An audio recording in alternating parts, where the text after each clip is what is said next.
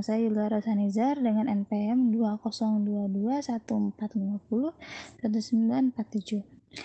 Sini saya akan mempresentasikan hasil rangkuman materi belajar saya dari mata kuliah perpajakan dengan dosen Ai Anissa Utami. Oke teman-teman, halo semua. Jadi di sini kita akan membahas tentang pajak penghasilan final. Nah, yang pertama itu adalah pengertian. PPh final adalah jenis pajak penghasilan yang bersifat final, artinya pajak yang dibayarkan sudah dianggap sebagai pajak akhir dan tidak dapat dikompensasikan dengan pajak penghasilan lainnya. Pajak ini dikenakan pada jenis penghasilan tertentu atau pada wajib pajak yang memiliki skala usaha mikro kecil dan menengah atau UMKM yang peredaran brutonya tidak melebihi jumlah tertentu dalam satuan tahun pajak. Nah, lalu di sini ada karakteristik dari PPh final. Yang pertama itu adalah penghasilan dikenakan PPh final tidak perlu digabungkan dengan penghasilan lain yang bersifat non-final dalam perhitungan PPh pada SPT tahunan. Lalu yang kedua, ada jumlah PPh final yang telah dipotong pihak lain ataupun dibayarkan sendiri tidak dapat dikreditkan. Lalu karakteristik yang terakhir yaitu adalah biaya-biaya yang digunakan untuk menghasilkan, menagihkan dan memelihara penghasilan yang di pengenaan PPh yang bersifat final tidak dapat dikurangkan. Lalu di sini ada beberapa objek PPh final menurut pasal 4 ayat 2. Nah, yang pertama itu adalah bunga simpanan koperasi bagi wajib pajak orang pribadi. Lalu yang kedua ada hadiah undian. Yang ketiga adalah transaksi saham dan sekuritas lainnya. Yang keempat itu ada bunga obligasi dan sen.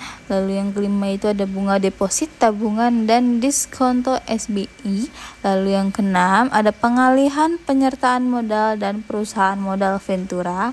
Lalu yang ketujuh ada pengalihan hak tanah atau bangunan. Lalu yang ke-8 ada persewaan tanah atau bangunan. Lalu yang ke-9 ada usaha jasa konstruksi atau real estate.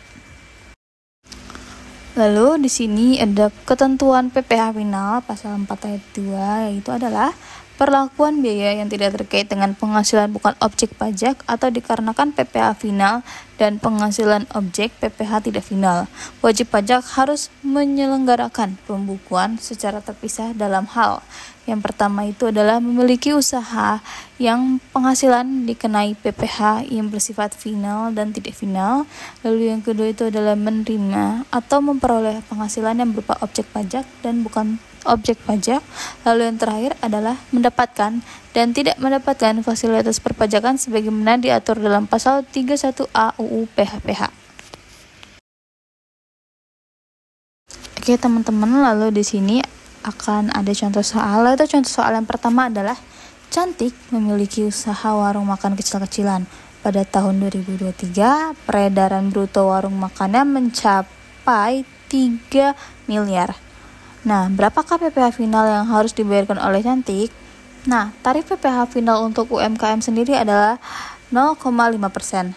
Lalu kita tinggal mengkalikan dengan bruto dari warungnya, yaitu adalah 3 miliar dikali 0,5% yaitu adalah 15 juta.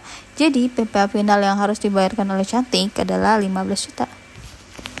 Lalu berikutnya ada contoh soal yang kedua yaitu Pondel Group melakukan penjualan 10% saham anak perusahaan PT Lawson Tbk di Bursa Efek Indonesia dengan nilai transaksi sebesar 125 juta rupiah. Termaksud gainnya yaitu ada sebesar 35 juta rupiah. Lalu berapakah PPh yang terhutang? Nah, karena di sini ada 2 poin yang terpisah, jadi kita akan tetap menghitungnya sendiri-sendiri. Yang pertama itu adalah tarif untuk saham pendiri yaitu adalah 0,6%. Jadi langsung aja kita kalikan 0,6% dikali 35 juta yaitu sebesar Rp210.000.